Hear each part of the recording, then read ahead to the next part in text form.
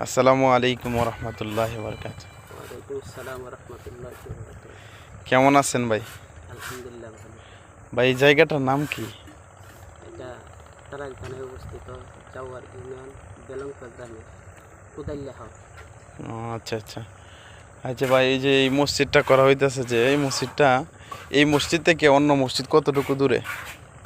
প্রায় এই মসজিদ থেকে অন্য মসজিদ 3 কিলোমিটার বা এর কম বেশি আর কি। ও আচ্ছা আচ্ছা আচ্ছা, তাহলে এই উদ্যোগটা কেডা নিছিল? দুটা এই যে এখানে যারা জিরাতি আছে।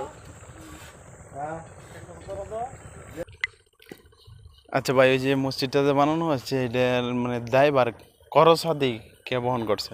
এটা খরচাদি আমজনতা আর এই যে এখানে যারা জিরাতি আছে কৃষক ভাইরা, ও তারা আল্লাহর প্রতি এশক ও মহব্বত বেশি, তাই হাওড়ে আইলে নামাজ পড়তে পারেন। এই জন্য নামাজের একটা স্থান তারা নির্ধারিত করছে।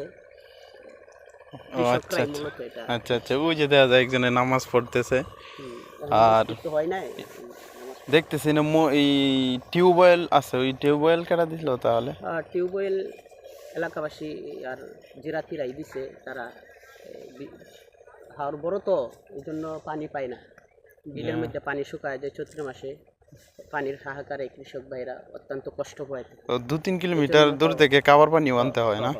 এই জন্যই গ্রামের মেম্বার এবং কৃষকরা মিলে এই টিউবওয়েলের ব্যবস্থা করছে। আচ্ছা, ধন্যবাদ ভাই, আপনাকে কষ্ট দিলাম, দোয়া চাই।